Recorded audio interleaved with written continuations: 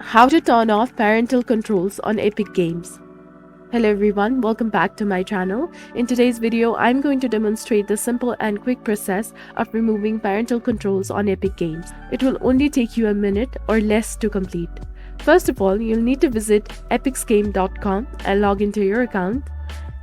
Once logged in, you'll see your username in the top right corner.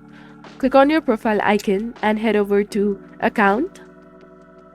If you wish to remove parental controls, click on the designated option of Parental Controls.